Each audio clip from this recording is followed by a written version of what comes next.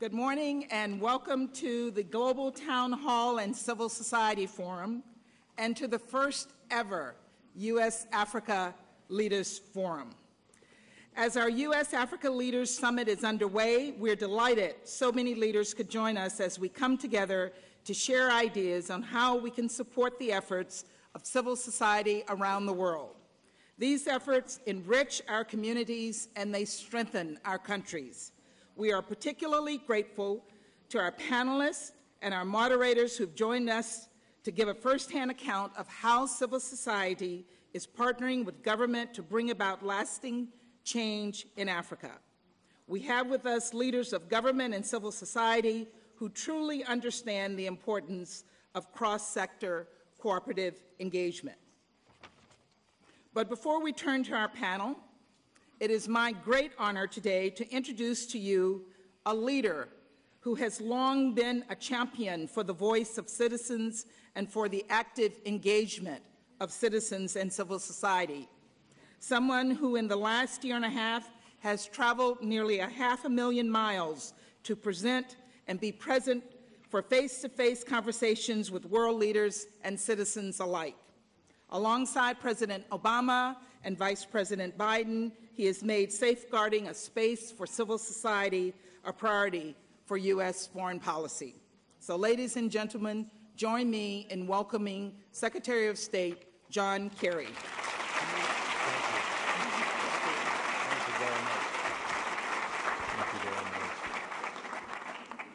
Well, good morning, everybody. Thank you, Linda, very, very much for opening this exciting beginning of a very exciting 3 days, and we're really delighted to welcome everybody here.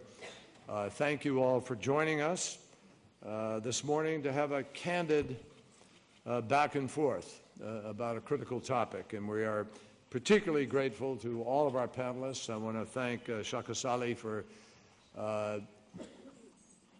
for moderating this event, but really for helping to bring to it elegance and a confidence with respect to the topics that we're talking about. And I'm particularly grateful to our presidents, President Mahama of Ghana and President Kikwete of Tanzania, for being here with us. And I'm also delighted that Vice President Biden will be joining us at the end of the town hall, and I think that's one of the reasons why it took you a little longer to get in here than it does normally. I want to thank those who are tuning in online who have fed in some of the questions and some of the comments through YouTube. And I want to thank all of the government reformers who are here today for what you do. We salute your courage. We thank you for your visionary leadership in forging partnerships with civil society. And as I said at the beginning, this is really one of the opening events in these 3 days, which we are genuinely very excited about. What is happening and what can happen in Africa are both extraordinarily exciting concepts. This is a moment of amazing opportunity for Africa. And I think that's what brings all of you here. That's why we've brought together leaders from 50 countries across Africa for this historic summit. It's also why we're determined to deepen our partnerships and to deliver on remarkable opportunities for peace, for security, for economic growth, and perhaps most importantly of all in the context of what brings us here today, the empowerment of people through their government, through their civil society. I want to be clear about something. To get this moment right for the long term, which is what matters, to really drive change and create lasting opportunity, we need to invest in relationships not just with those who are in charge today, but with those who are pushing for change, some of whom in the right opportunity of democracy and of process might be in charge in the future. Trust is the heart of governance, and that trust begins and ends with a strong and vibrant, inclusive, and independent civil society. That has been proven in country after country through all of history. For me, I began as an activist. I began as somebody who protested a war that I served in. I also learned at that time that this is a pretty personal process when you engage in the effort of civil society. It's also something I saw firsthand when I participated in the first ever Earth Day in Massachusetts back in 1970, a movement of people who reacted to their felt needs, who reacted to the fact that they were living next to toxic waste sites that made them sick or possibly even gave them a cancer that they would die from, people who didn't want to drink water that was polluted, people who knew there were a better set of choices. And so that movement of people, not government, people first, led to the creation of the Environmental Protection Agency, the Clean Water Act, the Safe Drinking Water Act, the Marine Mammal Protection Act, the Coastal Zone Management Act. All of it came out of the reality of civil society making itself felt. The fact is, it changed the face of our environment forever, we hope. And I know from all of that, as you do, the difference that activism can make. Empowered civil society is the foundation of every successful democracy, here in the United States, in Africa, and around the world. Because in the end, our most enduring relationships, most consequential relationships, are not with one particular government at one moment in time. It's not with those who are in power for the short run. The legacy is really shaped by the people of a country and the people of a continent, the people of Africa, who stand on principle for the long haul and who are increasingly connected to the world around them and who therefore aspire to greater and greater set of opportunities. I'm looking out at a bunch of mobile devices that right now are transmitting what I'm saying. That's a different world from anything we ever lived in. And increasing numbers of people all around the world are connected all the time to everywhere. And they know the choices that everybody else has in some other place. This has a profound impact on politics, a profound impact on choices. And the fact is that no politician, nowhere in the world, no president, no prime minister, no government can take that genie that has been released to the human spirit and somehow put it back in the bottle. That's why everywhere I travel as Secretary of State, especially when I visit countries that are in the middle of a transition, I meet with civil society groups. And I look to those discussions to help inform our foreign policy, to meet shared challenges and uphold the shared values that define all nations. I will just underscore the word shared. Strong civil society and respect for democracy, the rule of law, and human rights, these are not just American values. They're universal values. They're universal aspirations. And anyone who reads history and knows history understands that. Why? Because diversity is always a better predictor of success than uniformity. Because strong institutions are always more effective, more durable, and more predictable than strong men or women at one particular moment of time. And because good statecraft recognizes that the pendulum of history is moving towards greater liberty and freedom for individuals. Those are, in fact, the very aspirations that drove Nelson Mandela to reject recrimination in favor of reconciliation and insist on relinquishing his office so that there would be a peaceful transfer of power. Those are the aspirations that are reflected in opinion poll after opinion poll all across Africa, where large majorities of Africans support free, accessible, and fair elections and limiting their presidents to 2 terms in office. Those are the aspirations that drove Wangari Maathai to launch the Greenbelt movement in Kenya and transform the way that Africans relate to the environment.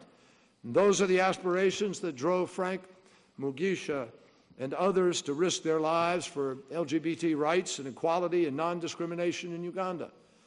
The United States supports the establishment of institutions that translate the will of the people into actions that promote transparency and accountability from leaders and that ultimately safeguard freedom and justice for all.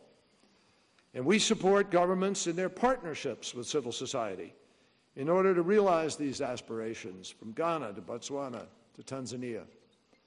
That's why I joined with President Obama and leaders from 25 countries on the margins of the UN General Assembly last year to launch Stand with Civil Society. We're engaged in a global campaign to support, defend, and sustain the work of civil society. And we're coming together with countries in the Open Government Partnership and Community of Democracies to support engagement with civil society on countless shared priorities and active fronts across the globe. Why does America care? Whether countries around the world, including African states, enforce the rule of law, reform their economies, and embrace pluralism? Very simple. We care because we believe that when people can trust their government and rely on its accountability and transparency, on justice, that society flourishes and is more prosperous and more stable than others. We believe that opportunity and prosperity are powerful antidotes to the violent urges of extremism and division. And we know that the gravest threats to the security of nations almost invariably come from countries where people and their governments are at odds, where they are divided. That is why we will continue to encourage civic engagement and reach out. And we will continue to support press freedom, including for journalists charged with terrorism or imprisoned on arbitrary grounds. We will continue to stand up for the constitutionally mandated term limits, as I have in countries around the world, including Africa. And we will urge leaders not to alter national constitutions for personal or political gain. We will continue to stand up and speak out for civil society organizations around the world and in Africa that face attacks, that push for less onerous regulations on their work, and that struggle with restrictions on what they can do, what they can say, where they can work, how they can obtain funding. And we will continue to stand up and speak for the rights of all persons with disabilities. And we will continue to stand up and speak out for LGBT activists who are working for the day when tolerance and understanding really do conquer hate. And we will do so because we know that countries are stronger and more stable when people are listened to and given shared power. None of this is easy. And I'll be the first to admit that the world is more complicated and more dangerous today than at any other time in recent memory. But that is exactly when we need to believe in the possibilities of alternative avenues of solving these problems. I believe in those possibilities. President Obama believes in those possibilities. I know our panel does. And when we look back, I am confident that we will say that the people of Africa took advantage of this extraordinary moment of opportunity. That is our call to action. That is our charge. And that is why we are here today. So let's dive into that discussion now. Thank you.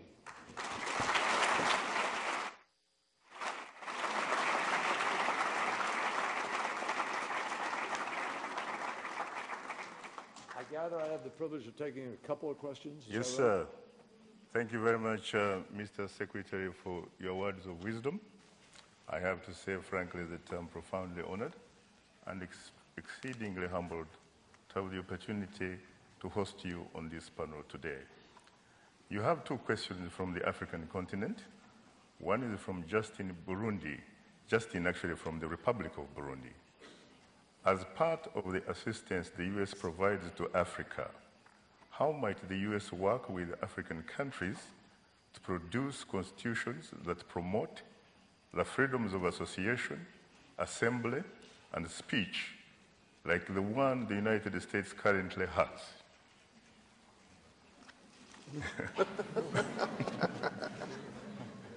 I think that's what I was just talking about. But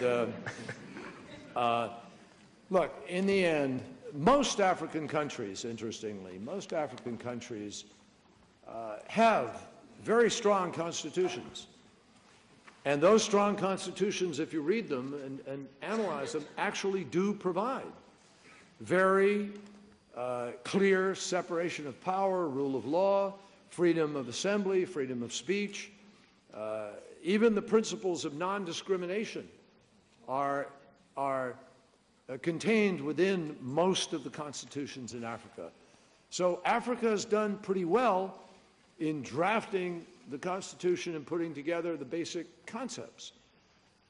Where there has been a challenge, obviously, is in making sure that it is followed. And that requires the building of capacity. Doesn't happen overnight. Didn't happen here overnight. You know, we had a first Constitution, as everybody, I hope, recalls, before we had the second, more durable Constitution.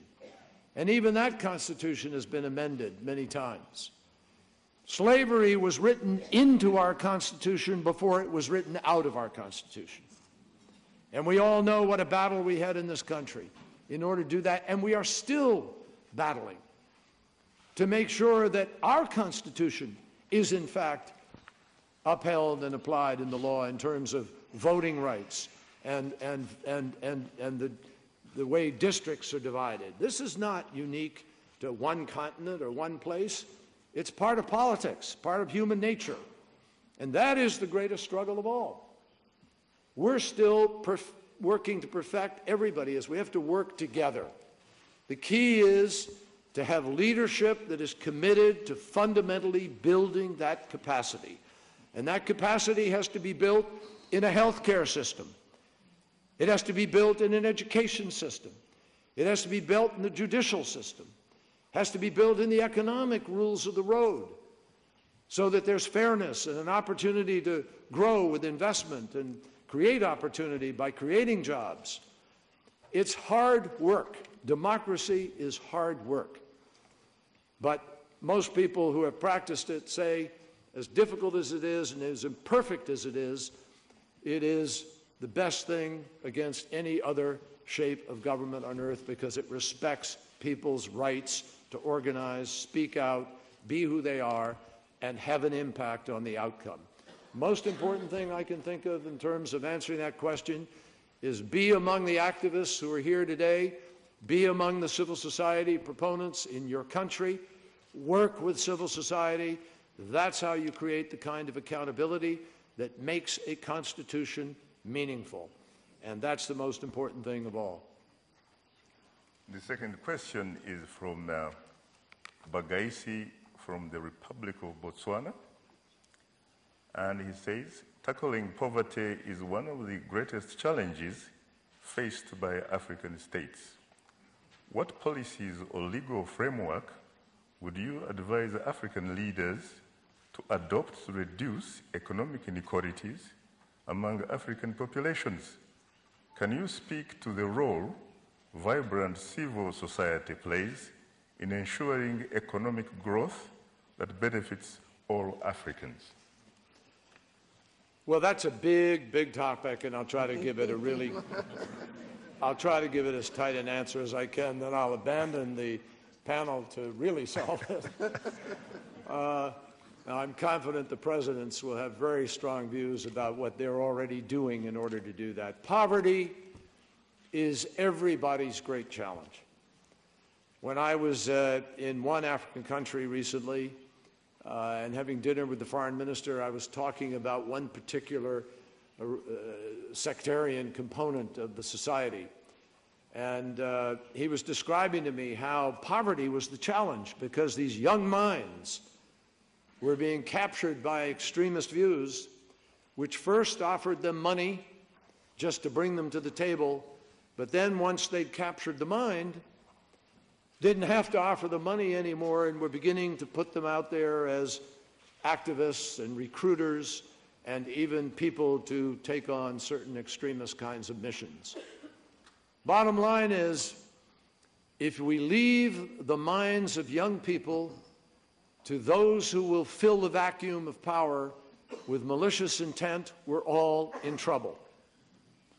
Radical religious extremism is being offered as an alternative without ever saying how it will offer up a health care plan or an education system in which everybody can thrive, without ever talking about building infrastructure or creating a government in which people will be able to participate. They just say, live our way or else you may lose your life. That's it. That's not an alternative. And that's a challenge, let me tell you, as we struggle with the Middle East right now. We see ISIL doing what it's doing and, unilaterally declaring a caliphate and engaging in its own practices. We understand this more than ever before. And we see it in Boko Haram. We see it in other entities through Africa. We see this tension on the ground. So we all have at stake in this. This is not an African problem. This is everybody's problem and everybody's challenge.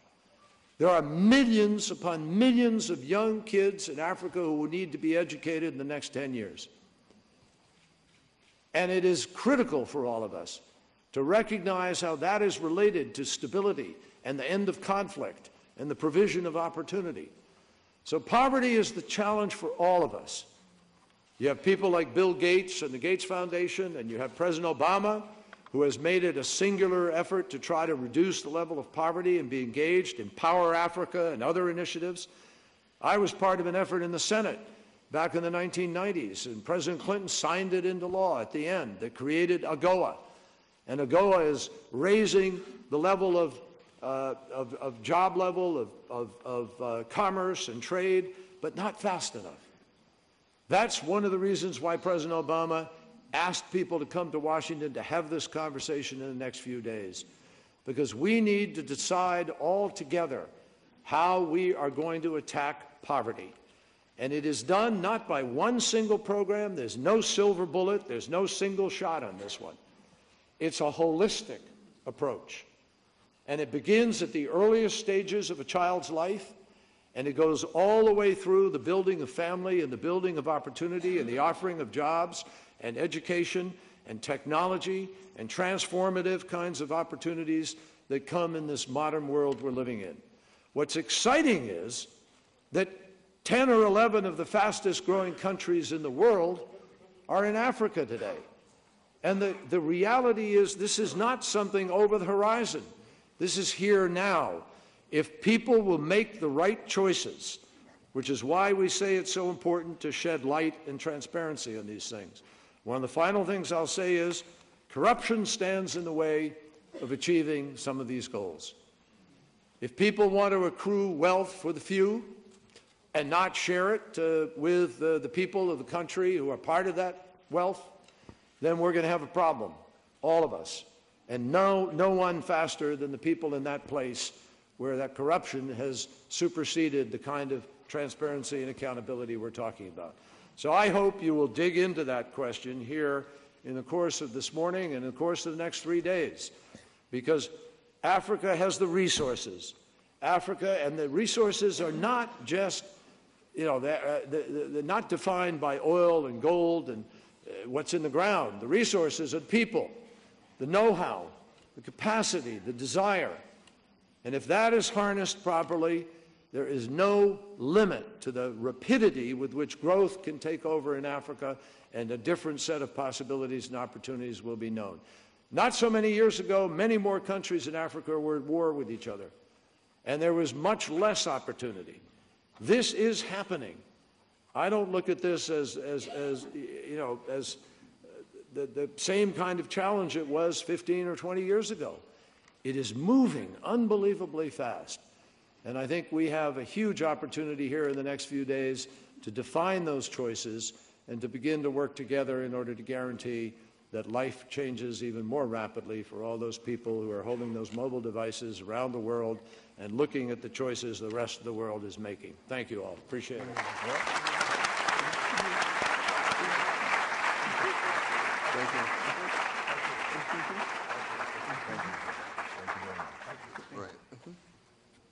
course, as you heard, time is not the Secretary's best ally.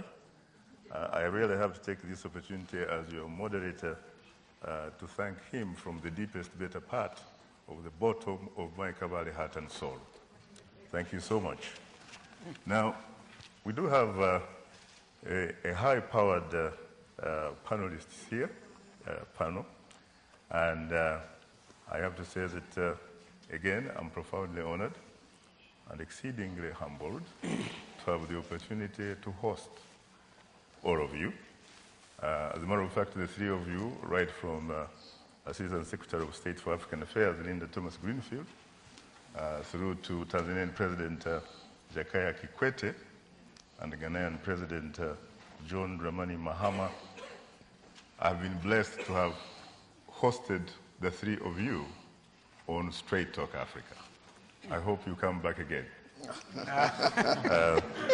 I'm also looking forward, of course, to hosting the two of you from civil society as soon as time permits. Let me begin by really reintroducing the panel. I'm sure that all of you are familiar with Madam Linda Thomas-Greenfield, the Assistant Secretary of State for African Affairs. You're most welcome, Madam. Thank you very much.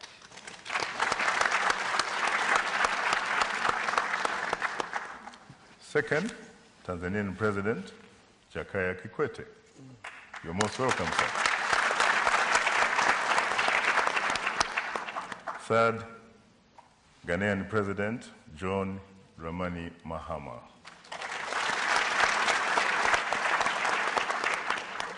Fourth is a little bit tricky, but she is Dr. Joe Okey Odumakin from Nigeria. She is, by the way, the 2013 recipient of the Secretary of State International Woman of Courage Award and President Campaign for Democracy and Women Arise for Change initiative.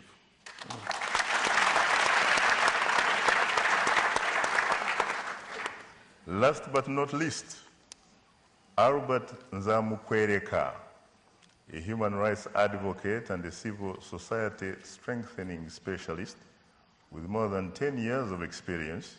He co-founded Never Again Rwanda, or NAR, a human rights and peace-building organization in the wake of the 1994 genocide. Thank you so much for being here, my brother. By the way, he comes from only 1 hour's drive from where I was born, Kabale, southwestern Uganda. Well, I guess we have to go to the floor and see who is interested in asking a question.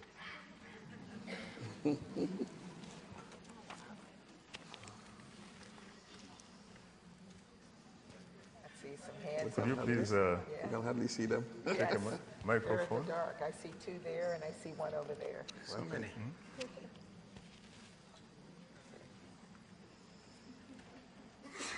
I would appreciate, Madam, if you could tell us your names, your country of origin, or your institutional affiliation. And please try to be as concise as humanly possible, because time is not our best ally, really. Thank you. Thank you very much.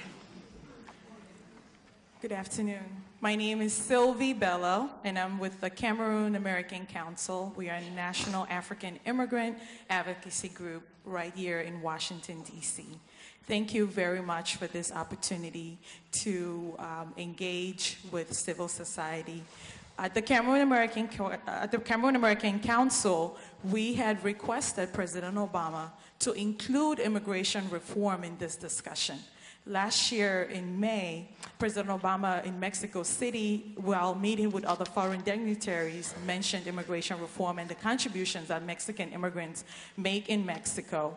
In March, when he met with the Prime Minister of Ireland, he did mention the contributions of Irish immigrants. And recently in South Korea, the President mentioned the contributions of South Koreans. So we're just wondering, now that we have our excellencies and we have civil society as well, what do you think African immigrants, the folks who are paying for this trip twice with our taxpayers' dollars right here in the United States and when we send money back home, what are the discussions that our honorable presidents from the continent will be talking about with the president, and how can we engage the African immigrants right here in the United States as we work with the continent? Thank you.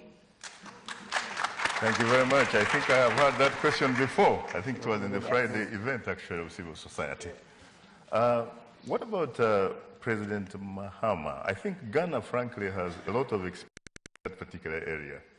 Would you like to respond to that, please? Yeah, I think that we, in our foreign ministry, are setting up a diaspora unit that keeps a link between the homeland and our diaspora in terms of leveraging the advantages that the diaspora has accrued in their experience in living outside the country. Mm-hmm. In the 60s and 70s, post-independence, we had a period I'd like to describe as the lost decades. And because of the military dictatorships, the coup d'etats, the economic hardships, a lot of the elites of our countries voted with their feet and migrated from the continent.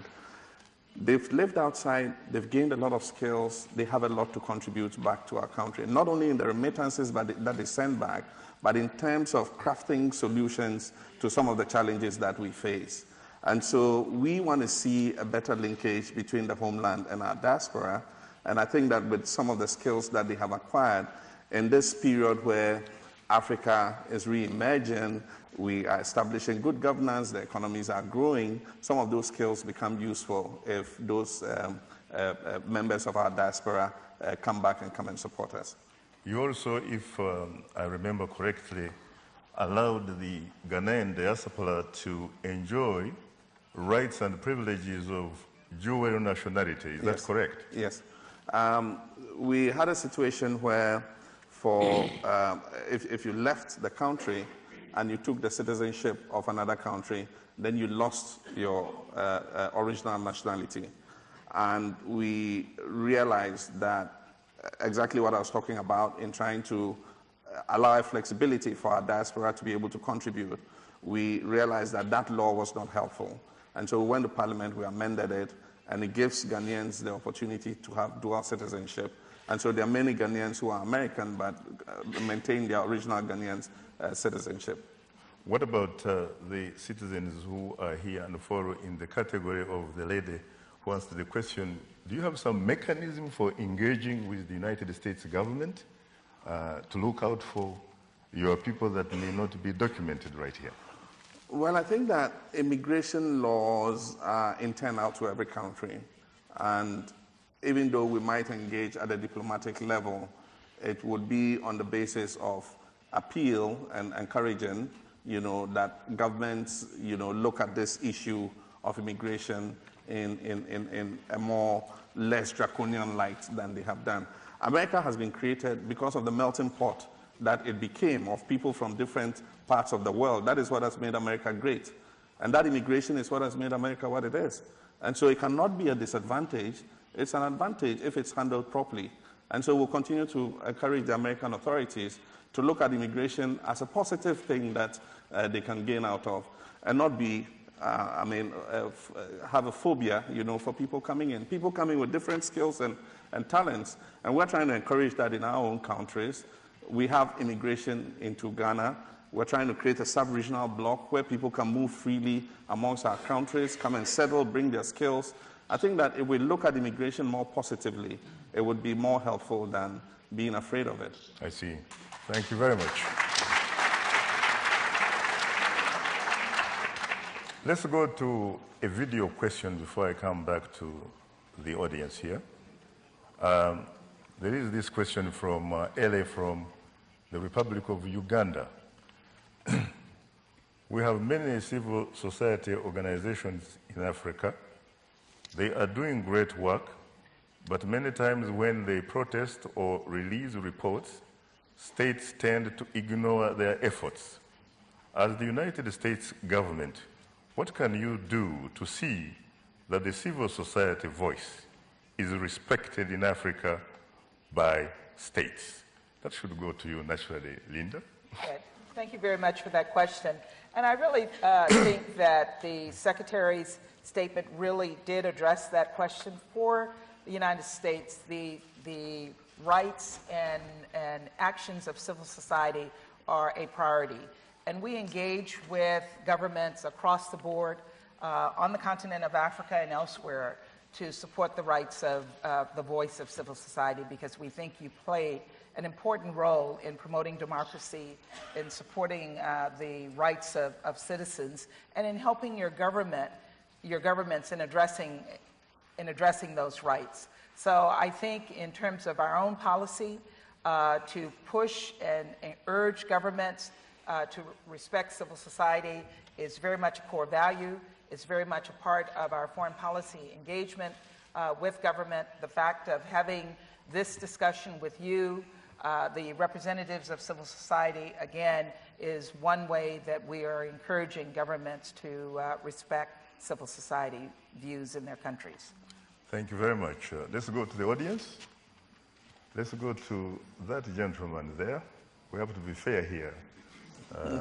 Gender equality. My question is going to be directed to President Kikwete. First of all, could you... My name is Arthur. I'm from Zimbabwe. Question, relates to the current, discovery of oil and gas in East Africa. We know that Tanzania is, doing very well in terms of foreign direct investment. And I attribute that to the fact that you have embraced, open governance. But I want to know what sort of steps you are taking in working with civil society in Tanzania to ensure that we do not repeat, their experience in other countries that have discovered oil, gas, and diamonds, where the gap between the rich and the poor widens. And secondly, there's going to be the SADC summit in a couple of weeks' time. What's your message, to President Mugabe, who has done bad, to his people, in terms of opening space, embracing open governance, values? What would be the message that you can give to the SADC leaders? Thank you very much. Thank you. Mr. Kikwete.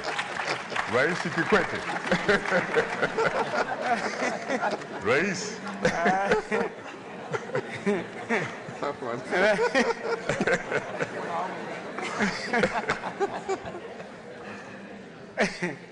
It's a heavily loaded question.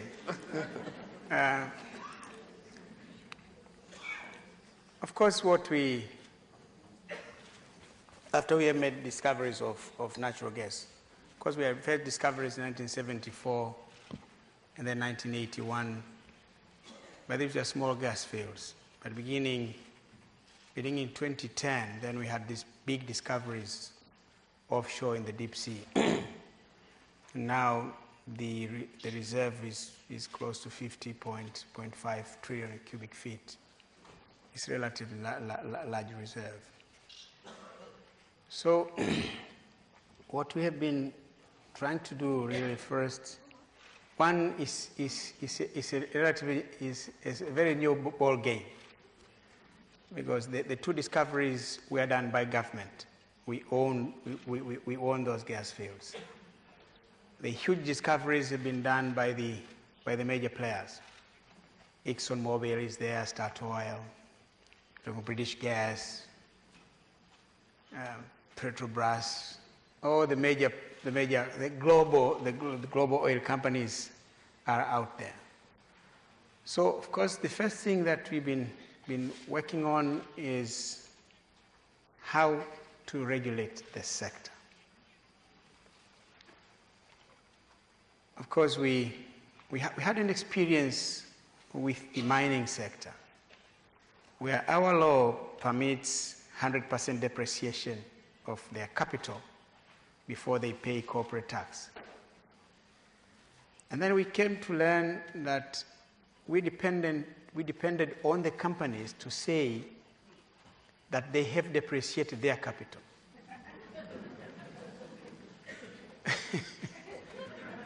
So all the time you meet them, they say, we are not making money. If you've not been making money and you've been there for the last 20 years, why don't you pack up and go?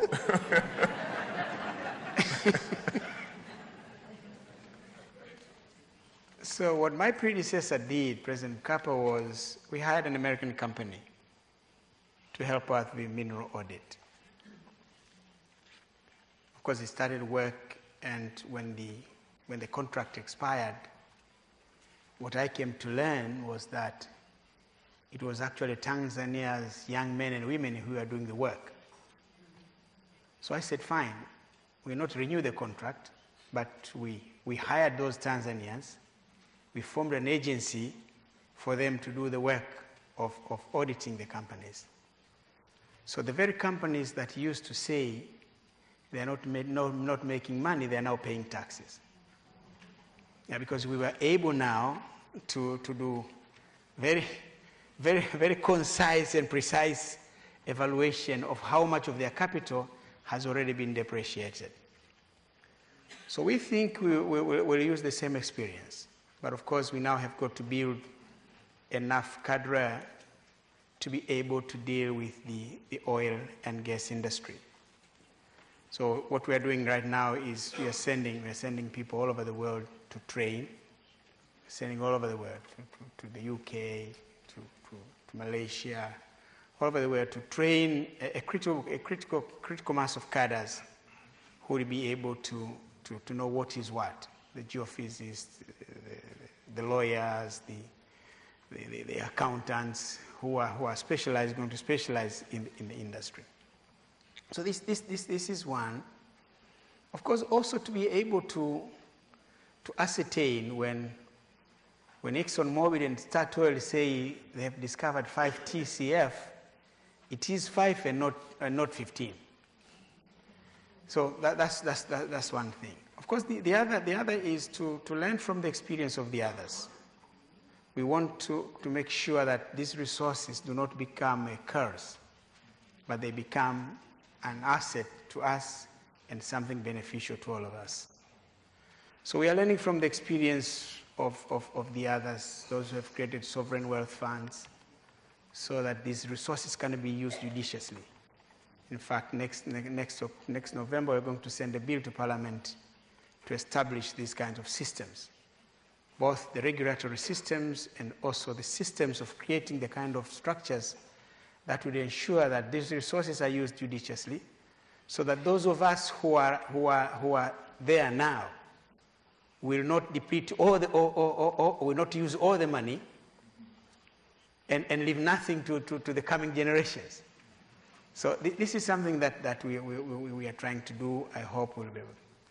Of course, the other thing which you have done with the mining industry and the other extractive industry, we are part of the Extractive Industries Transparency International, where we publish reports of what the mining companies have earned, how much taxes they have paid. We have done this. We have now done the 4th report. We are this year, I think in the next month, we're going to release the 5th report.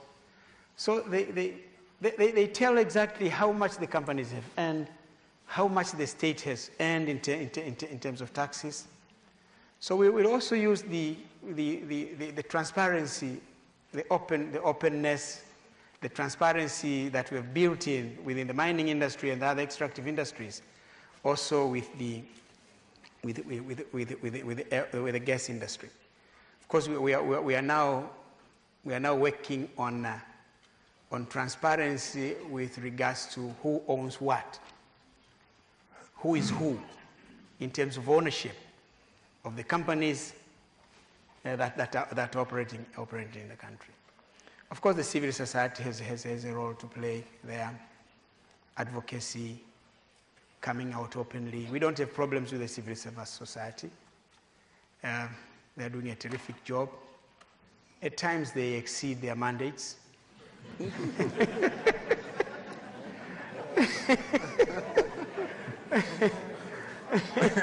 At times exceed their mandates, but we don't take offense.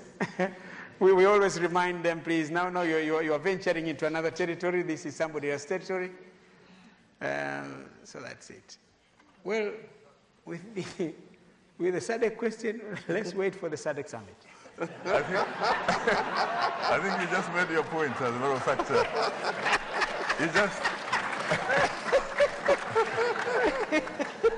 You just gave me an opportunity here, Rais Kikwete. Let me come to you, Dr. Joe Odumakin. What is civil society really? What makes it tick? Civil society is organized citizens for public good rather than private gains. And then when you take a look at civil society, those that are vibrant will have done a lot of capacity building in terms of accountability, transparency, internal cohesion, internal democracy, politically neutral. Something that I've heard here that when civil society reel out their reports, that some governments will not respect such reports. Rather, they will respect other reports from either Amnesty International and other several international organizations. I think it has to do with the credibility of the civil society group with track record, being consistent in the form of having to render constructive criticism and also being able to profile solutions. And when you see civil society players, they are not from the moon. They are citizens that are patriotic. And they have also demonstrated the fact that they are the ones that can take their destiny in their own hands. Thank you so much. Let me come to you, Albert Nzamukwereka. You also happen to come from the same club. You know, there is a saying that whoever pays the piper calls the tune. Where does your civil society get its funding from? Yours and others, for that matter.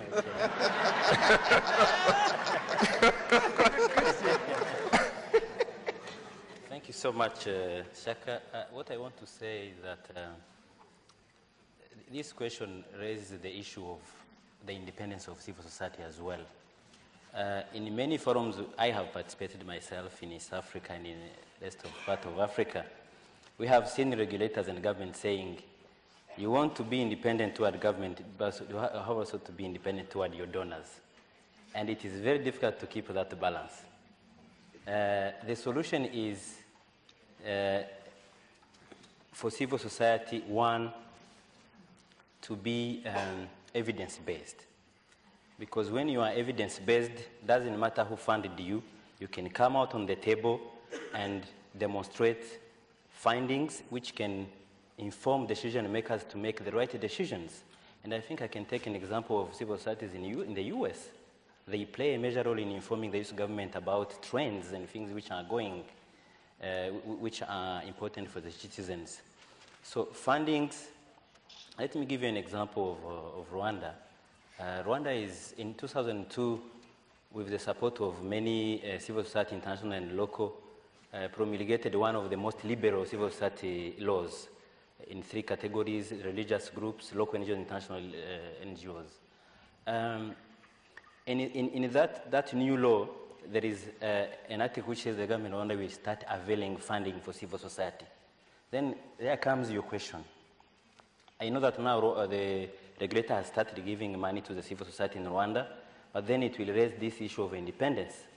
Will then civil society shift from being independent from donors and being depending to the Rwandan government. So this is a question that our civil society need to start thinking about.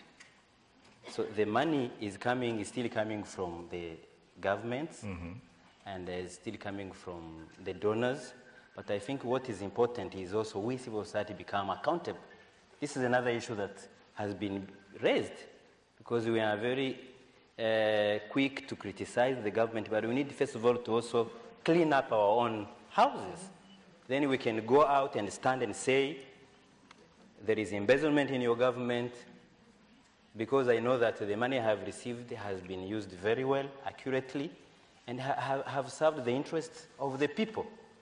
And I want to make a joke where now many civil society in Africa now want to say that they no longer want to be called NGO, they want to be called like public benefits organizations. You know, because they are fed up by being called none, meaning that they are being diminished. But by embracing this new term, it brings also accountability and credibility. And finally, I want to talk about research. You have a few minutes. Yes, research is very important because it gives you credibility. Credibility. Yeah. One of the things that you mentioned was the enactment of or enacting laws. But you know as well as I do that sometimes autocratic governments can actually use the law to undermine democracy. How can you talk about not worrying where the funding comes when, in fact, your colleague Joe talked about how civil society has to be politically neutral? Personally, I don't believe in that word being neutral, because I don't see its importance, but I believe in doing the right thing. Because I have seen many civil society across the world taking part, because they are human beings, as she said, they come from different backgrounds, they intend to be somewhere. You know, it is a very difficult balance to make. Maybe instead of being calling yourself neutral, what you can say that you are serving the interest of the people you serve. In the way that I remember in one of the countries, I think it's in Burundi, when we were having a meeting, one civil society person told us that when he went in the ministry, he was asked that he's coming to represent the interests of, they asked him, who do you represent? Who elected you? Are you an MP? That well, I don't know. On that note, Albert, I have to say it, but time is not our best ally. Yes. Let's go again to the video question. This one is from Tebo Manti from the Republic of Botswana. Botswana seems to be extremely active here.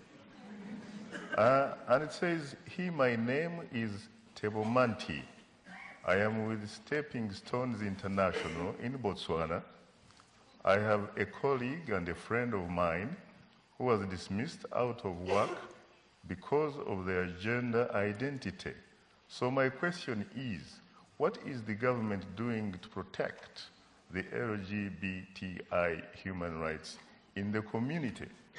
I know there is no citizen of Botswana on this panel, but could you please react to this, President Mahama?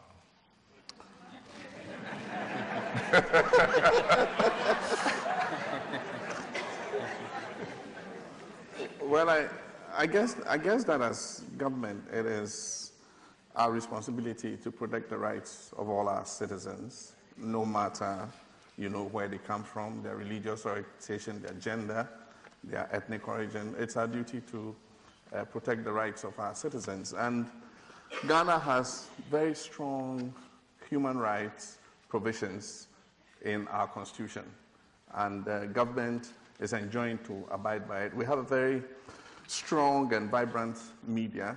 I'll probably say the most free media in the world, I dare say. We have strong civil society organizations that have all the space to be able to operate, and I think that is the guarantee for protection of people's rights across board. And so in Ghana, we don't have much of a problem when it comes to rights.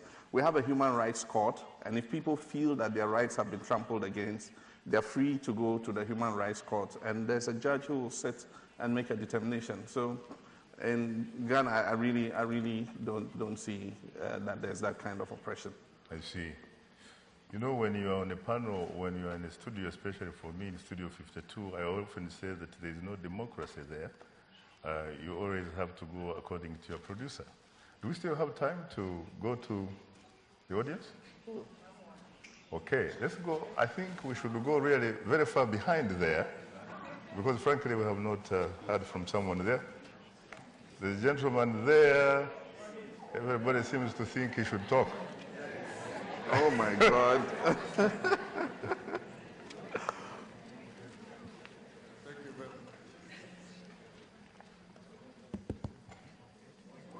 It's working. Okay, thank you very much. My name is Mohammed Amin Adam. I come from Ghana. My question, obviously, is to my president. Yes.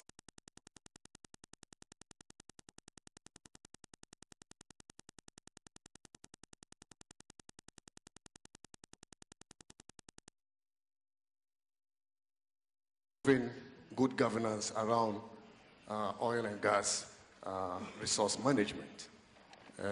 You publish quarterly production volumes and revenues and how much we are spending of our oil money in various sectors of the economy. But if you have transparency on the revenue side and you don't have transparency on the upstream side on how the revenues are generated, then I think the equation is incomplete. And so I know your government has drafted a new petroleum bill with progressive provisions on governance. And I'm just wondering why, in spite of the good features in the bill is being delayed for about 2 years now. Yet many oil contracts are going through administrative process and being rubber stamped by Parliament. And so I want to find out, when will we have the new bill go to Parliament so that we can have that progressive regime you are intending to create for awarding oil contracts? And whether, if the bill is finally put before Parliament, the 3 transparency principles we have been asking for in Ghana: 1, that we adopt an open and competitive bidding process; 2, that we have a mandatory contract disclosure; and 3, that we have a requirement for the disclosure of beneficial ownership information. What is the commitment that the bill will have all these elements before it is being passed into law by Parliament? I want to thank you once again.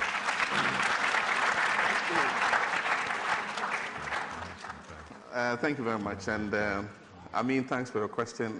He heads a civil society organization in Ghana that has interest in transparency in the oil and gas sector. And his organization throws up a lot of questions from time to time. And I think that is the...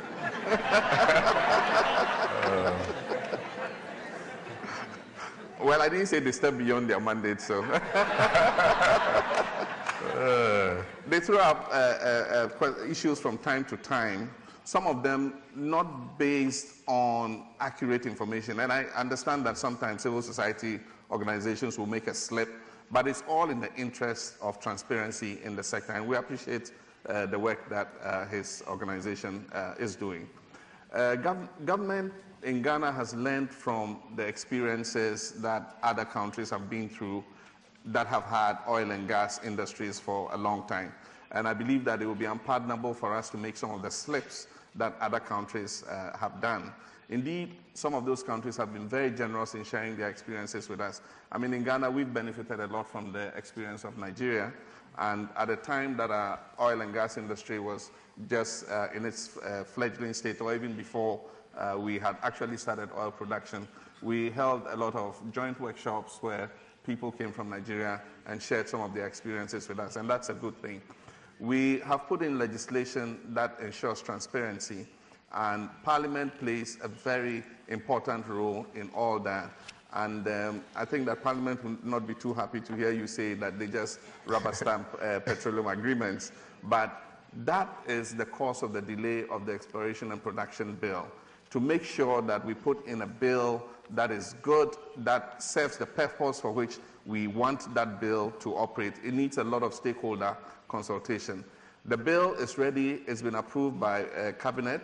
It's going through final stakeholder consultation before it is presented, to Parliament. And I believe that Parliament will do a good job in scrutinizing the bill, making sure that all the guarantees for transparency, for efficiency are in that bill before the bill is passed. And of course, government will continue to engage civil society and all stakeholders in government to make sure that the fruits of this blessing that God has bestowed us with are used efficiently to the benefit of all the people of Ghana. I have news for you.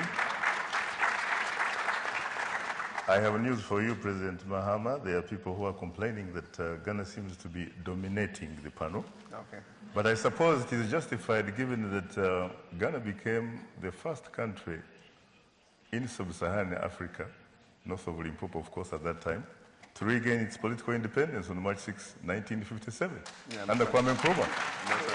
And also, in 2010, nearly became the first African country to move to the semi-finals of the World Cup, except for Suarez of Uruguay. Let's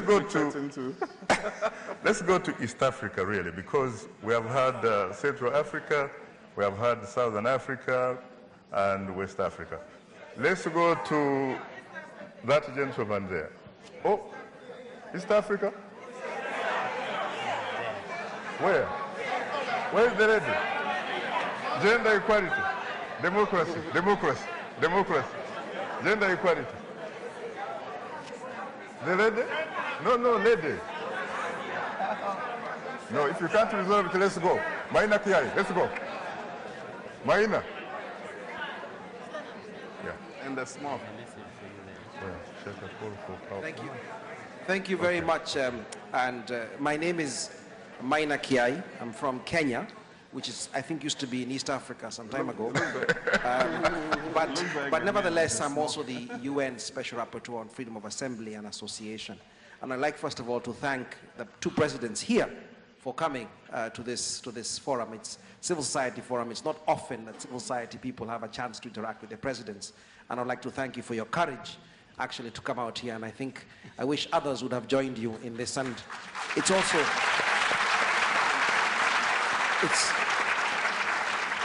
it's also very telling that it's the two of you, because your states have got probably some of the widest space for civil society in Africa. So it's very telling that you're the ones here. I have a number of questions, and I'm going to spread them around East Africa, West Africa, and all of Africa. Time is not your best ally. Number one to Linda Thomas-Greenfield. This session is Civil Society Forum, US Africa Leaders Summit.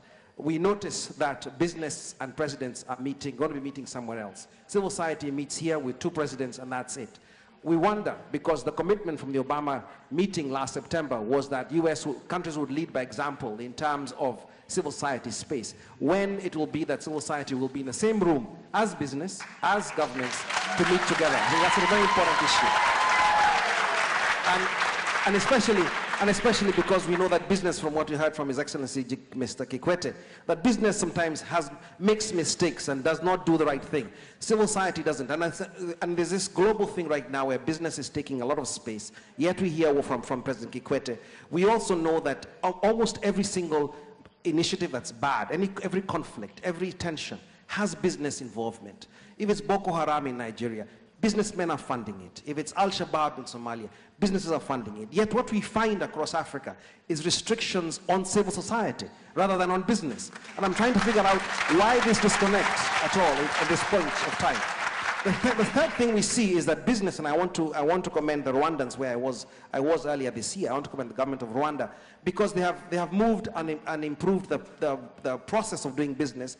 In Rwanda today, you can register a company in 6 hours, and if you do it by internet, it's for free. If you register an NGO, it's 6 months, and you pay a lot of money. And I'm working with the Rwandans now to see how we can be able to have a similar sort of a thing. And I want to raise it again with the two presidents here, that perhaps we need to start looking at civil society not as the enemy, but as a complement to you all, to work with and have the same space for civil society as you have for business. Thank you. Thank you. Linda. Shall I? Let me thank you for that question. And again, I think we have gotten a lot of contributions from civil society as we have moved forward to organize these 3 days of the summit. And this event with civil society is part of that. As you know, we have an AGOA forum taking place right now. There was a civil society event connected to AGOA, and this is where the business community is very much a part of that operation.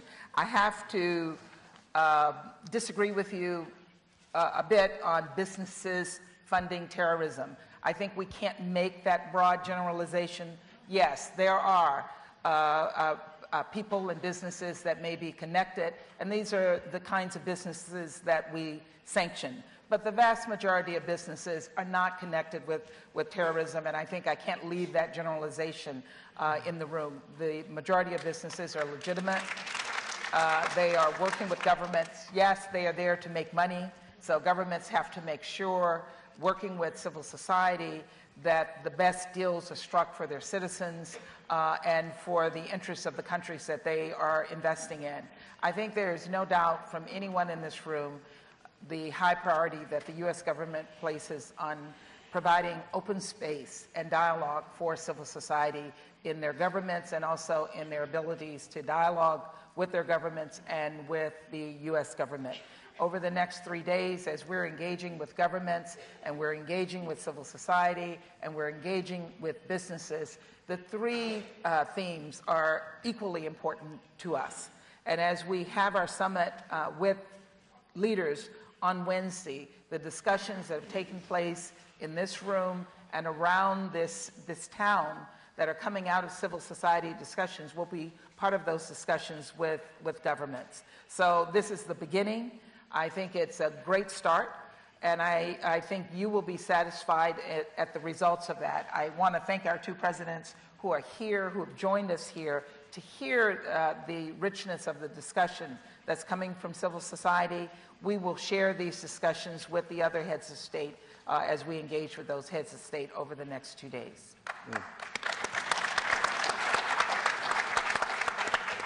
Well, unfortunately, time happens not to be our best ally.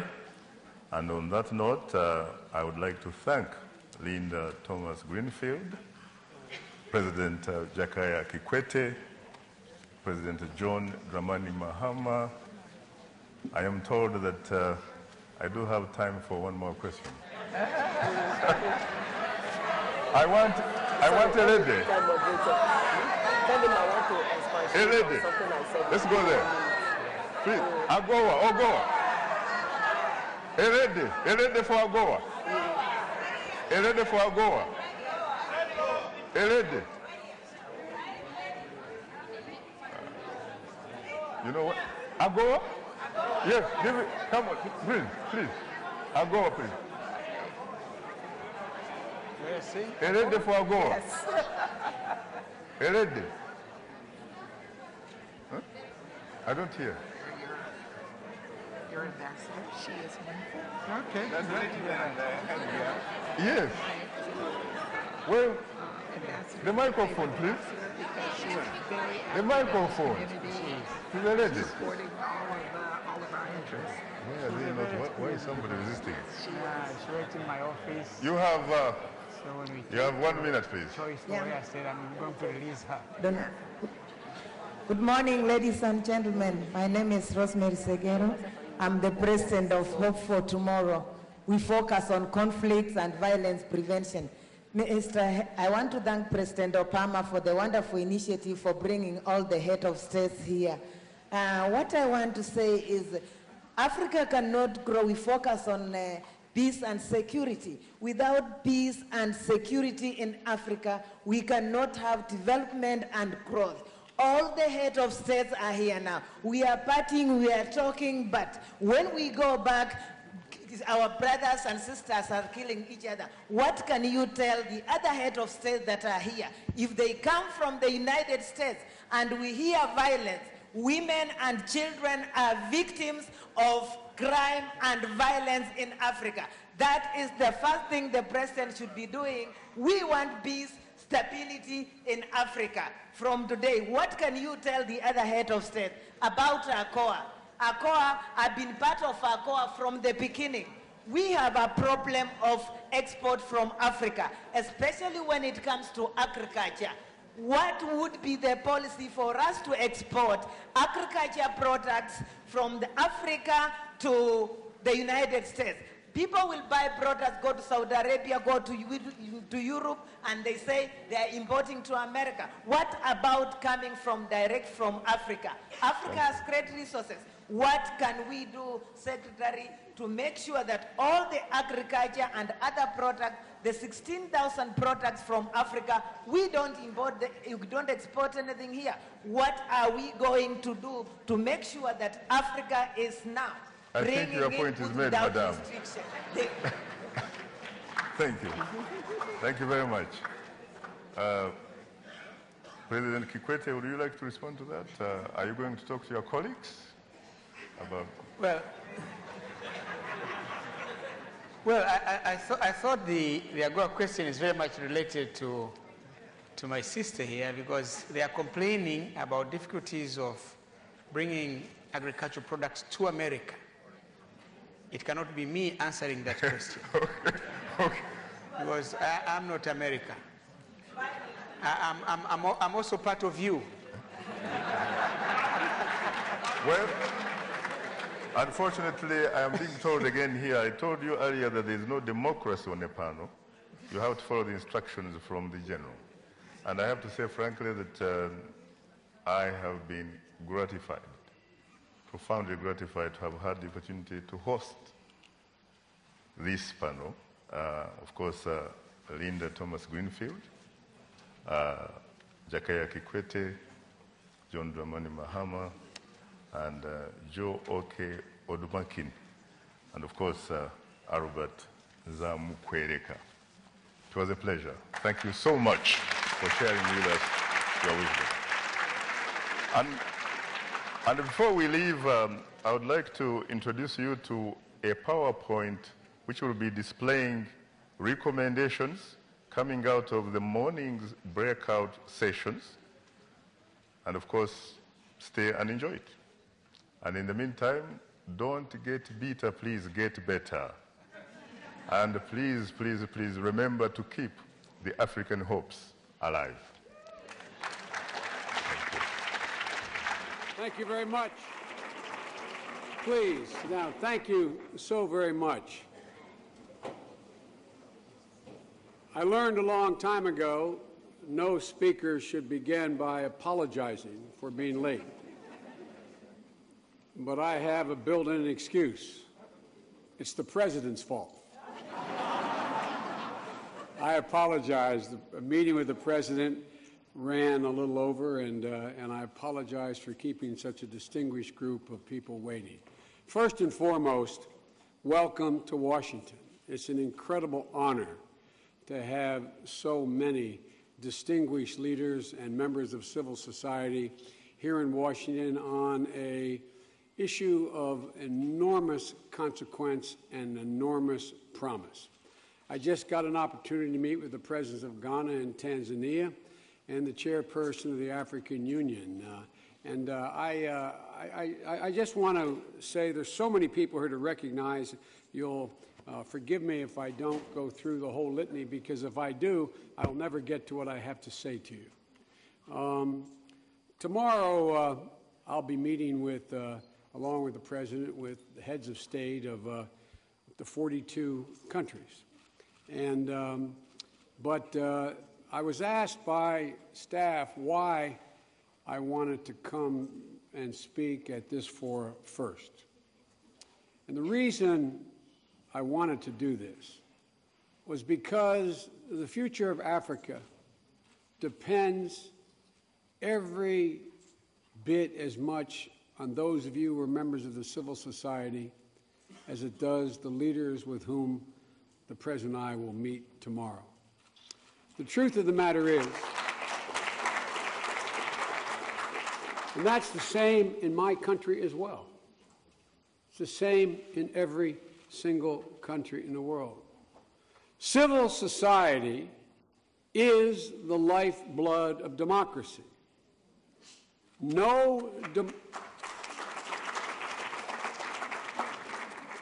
this is not hyperbole, but no democracy can survive without the active and intense participation of its people. You, the leaders of civil society, you empower your societies to succeed. You are the lifeblood, the lifeblood. No man can survive without the blood coursing through its veins, and no democracy can survive and thrive without the active participation of its citizens. It's that simple. We had an American president named Thomas Jefferson.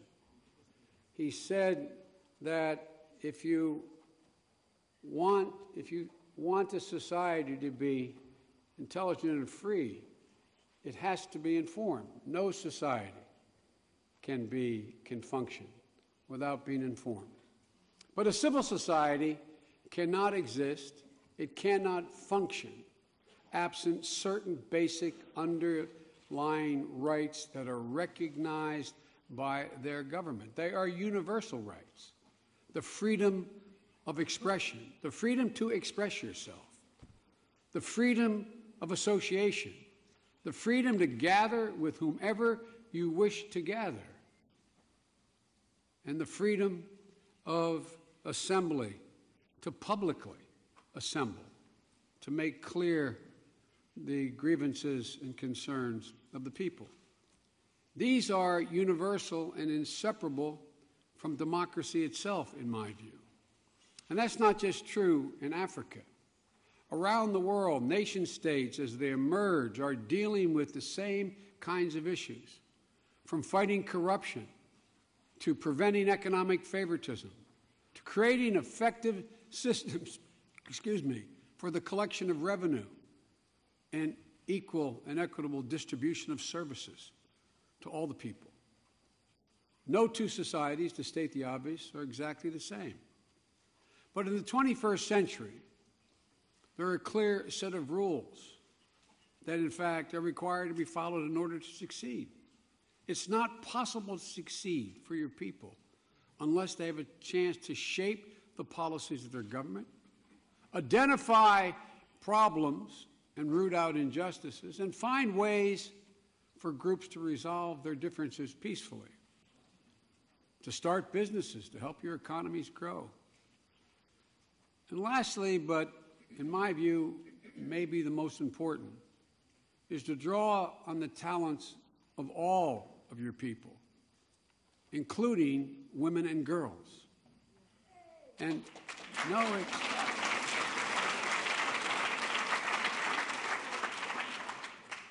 it's a waste.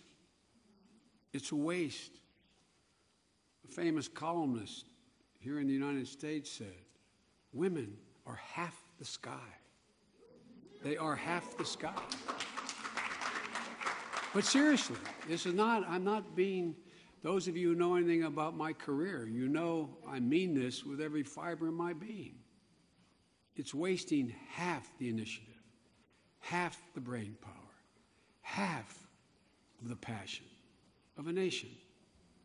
And all of you know in this room, this is more easily said than done, all of those things. But that's where you come in, members of civil society.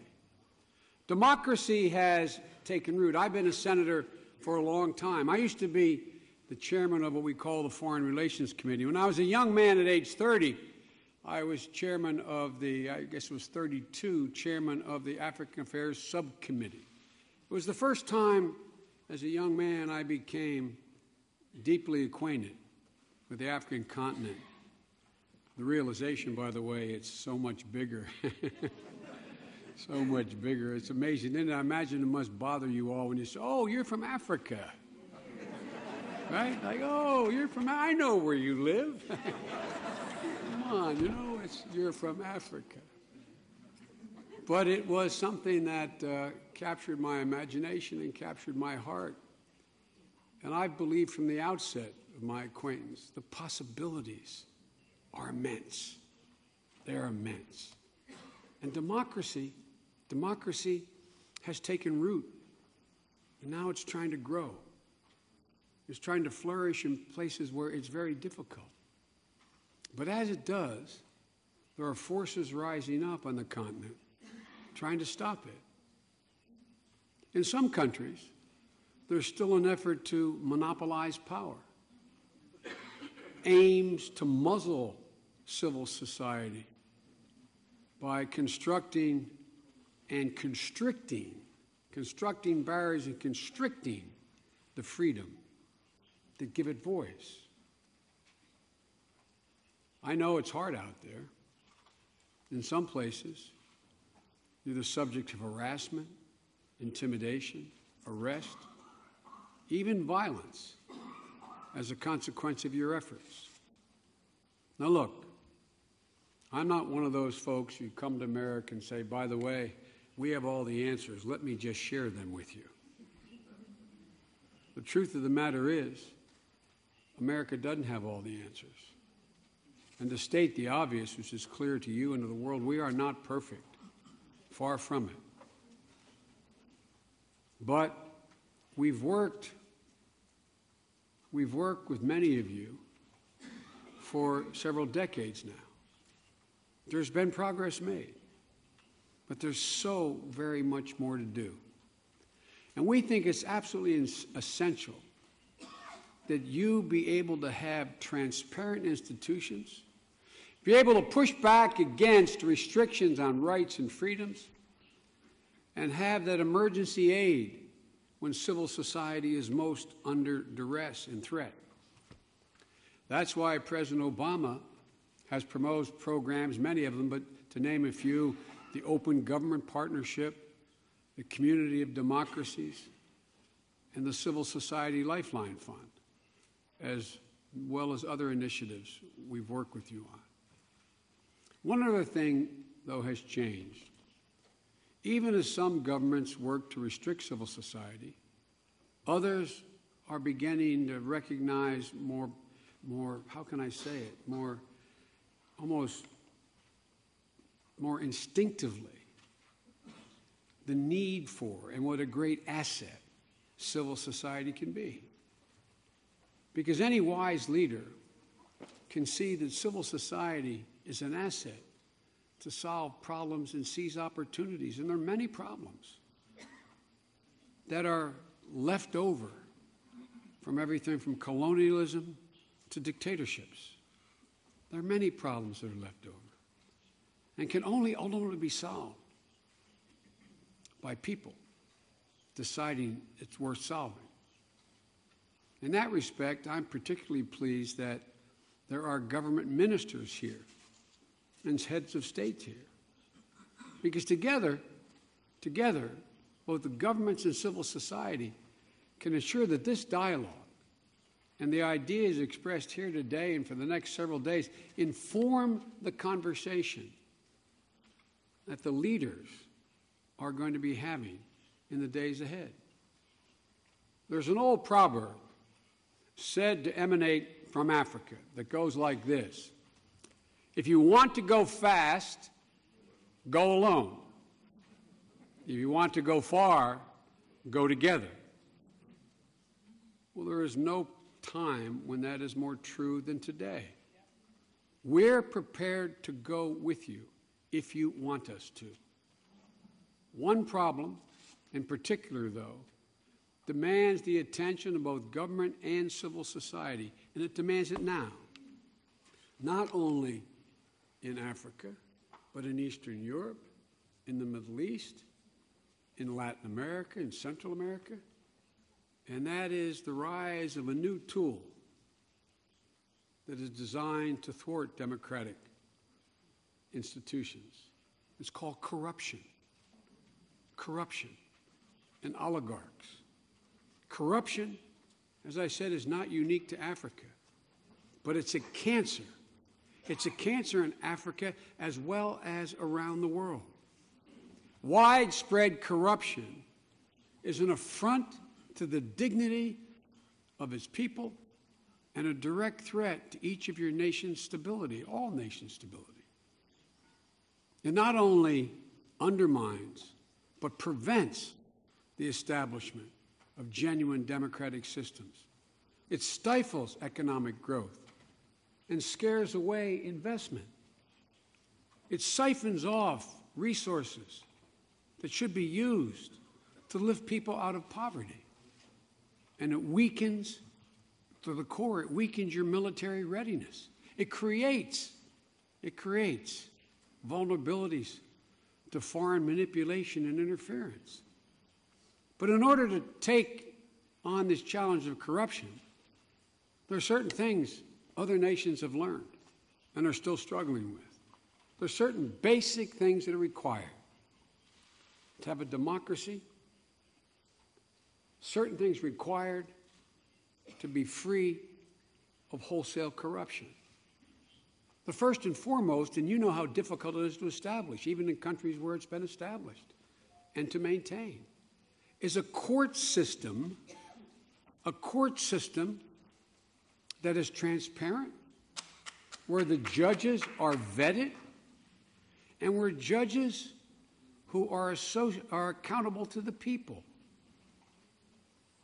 That's hard. It's hard in every single system. But without it, not much else matters. The second thing, there's a need for security and law enforcement to be beholden to no one but the people, to be vetted, to root out corruption before they have the jobs, and to continually, as exists here in the United States, continually have independent eyes, not responsible to those who run the police departments, able to go in and internally investigate any allegations that exist. It exists here in the United States. One of our major police departments in one of our major cities, just for an internal investigation, found that there were 4 or 5 high-ranking law enforcement officers in one of our major cities that were making millions of dollars, stealing as well as working with drug operations. The fact of the matter is, it's the only way you can move. There also is a need. There's also a need to have in every government agency what we in the United States call, and it can be different in every country, we call an inspector general. Someone who's able to roam through every department, like here in the United States, the Defense Department, the IRS, the Treasury Department writ large, the Department of Interior, to be able to look at the books, to be able to look at everything that's transpired with independent eyes, people who cannot be fired. Every country that has a vibrant democracy and has a minimum amount of corruption has a system like that. That's how you stop illicit finance. That's how you build transparent institutions. And that's how you strengthen the rule of law. We have a great deal of experience in being asked for help in other countries. For example, a thing called Plan Colombia, the country of Colombia, was on the verge of becoming a narco state a decade ago. They asked us to come down and say, how do you determine whether your police forces are corrupt? What methods do you use to choose? How do you administer lie detection? What do you do? And we, at their request, helped them vet well over 5,000 of their police officers. That's how they ended the Medellin cartel and the Cali cartel. You don't have to use us. But those where there's a problem, there's need, there is a method to be able to determine whether or not you have a law enforcement system that's accountable to the people. And again, that's where all of you come in. For you really are the voices of the people in addition to the elected officials. And you have to demand these things. To the extent you want our help, we will stand with you. We will support you. Again, we're not perfect. But example of what we do is that we have these systems and we tend to find out where the corruption lies and eventually get to it.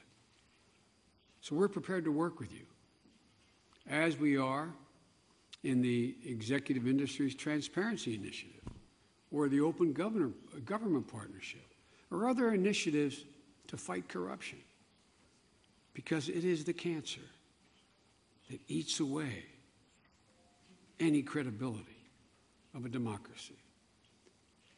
And we know, you know, it's very hard work.